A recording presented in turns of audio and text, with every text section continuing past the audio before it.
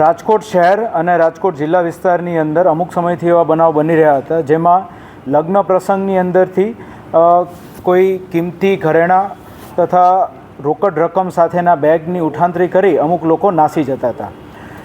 એક પછી એક અનેક બનાવો બન્યા જેના કારણે જે લગ્ન પ્રસંગની અંદર આવનાર લોકો હતા તેમાં પણ ઉહાપો થઈ રહ્યો હતો. તેને ધ્યાનમાં રાખી રાજકોટ શહેર police commissioner Raju Bhargav sir દ્વારા ક્રાઇમ બ્રાન્ચની ટીમની એક સ્પેશિયલ કામગીરી સોંપવામાં આવી અને તે પીએસઆઈ ડીસી સાકરિયા દ્વારા અને તેઓની ટીમ દ્વારા આખું આ નેટવર્ક જે છે તેને પકડી પાડવામાં આવ્યું. સમગ્ર હકીકત એવી છે કે આ ટીમના લોકો છે તે મધ્યપ્રદેશની અંદર એક કડિયા નામનું એક ગામ છે તે વિસ્તારના રહેવાસી છે. આ ગામની આસપાસના અમુક જે લોકો છે તેના દ્વારા એક આખી શાળા ચલાવવામાં આવે છે જેની અંદર આ પ્રમાણે કઈ રીતે ચોરી કરી શકાય, કઈ રીતે નજર ચૂકવીને ઘરેણાઓ અને તેવું બધું લઈ શકાય અને સિફતપૂર્વક ત્યાંથી નીકળી જઈ શકાય તેઓની ટ્રેનિંગ લેવામાં આવે છે. અને તેઓની ગેંગ આખા ઇન્ડિયાની અંદર અલગ અલગ વિસ્તારની અંદર એક્ટિવ હોય છે. આપણે અહીંયા જે ગેંગ પકડી છે તે ગેંગ દ્વારા રાજકોટ શહેરની અંદર 2, રાજકોટ રૂરલની અંદર સુલતાનપુર પોલીસ સ્ટેશનમાં 1 તથા અમદાવાદની અંદર અને તે ઉપરાંત મધ્યપ્રદેશ, ઉત્તર પ્રદેશ અને રાજસ્થાન આ 3 રાજ્યોની અંદર અનેક ચોરીઓ આચરવામાં આવેલ છે. જેમાંથી આપણી પાસે જે એફઆઈઆર છે તે મુજબ આપણે આશરે 15 લાખ ઉપરાંતનો મુદ્દામાલ પણ જે કિંમતી મુદ્દામાલ છે તે કબજે કરેલો છે તેઓની પાસેથી. આ ગેંગની એમો એવી છે કે પોતાની સાથે જે છે તે નાના બાળક હોય તેવા કોઈ સ્ત્રી અથવા પુરુષ તેમને સાથે રાખે, તેની ઉપર એક એનો ગાઈડ મેન્ટર જેવો વ્યક્તિ હોય તે સાથે રહે અને આ છોકરો અથવા છોકરી જે છે તે જે તે લગ્ન પ્રસંગ હોય તેમાંથી બેગ, પર્સ ચોરી કરીને નાસે. જો પકડાઈ જાય તો તરત જ તેનો જે ગાઈડ અથવા મેન્ટર હોય તે તેને બચાવવા માટે આવી જાય કે ભાઈ નાનું બાળક છે એનાથી ભૂલ થઈ ગઈ, છોડી દો.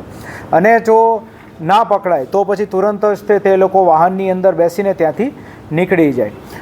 આ વાહનની અંદર જ તે લોકો રાતવાસો કરતા હોય તેવું અમારા ધ્યાન પર આવેલું છે. જે પીએસઆઈ સાકરિયાની ટીમ દ્વારા જે ઇન્દોરની અંદર તે ઉપરાંત રાજસ્થાનના અમુક જિલ્લાઓની અંદર સતત 5 થી 6 દિવસ સુધી રેકી કરી માહિતી મેળવી અને ત્યારબાદ જેવી એ ટીમ જે છે એ ફરી પાછું અહીંયા રાજકોટની અંદર જ તે ચોરી કરવા માટે આવતી હતી તેવું ધ્યાન પર આવ્યું એટલે તેઓનો જે કે બી માહિતી મેળવી હતી તેના આધારે તેઓનો પીછો કરતાં તેઓને ઝડપી પાડ્યા છે. આ સમગ્ર જે ડિટેક્શન થયું છે તે ટીમવર્કથી થયું છે જેની અંદર પીઆઈ મેહુલ ગોંડલિયા અને એસીપી ક્રાઇમ ભરત બસિયાનાઓ દ્વારા પણ સતત સુપરવિઝન અને માર્ગદર્શન રાખીને આ આખી ગેંગને પકડી પાડવામાં આવેલ છે.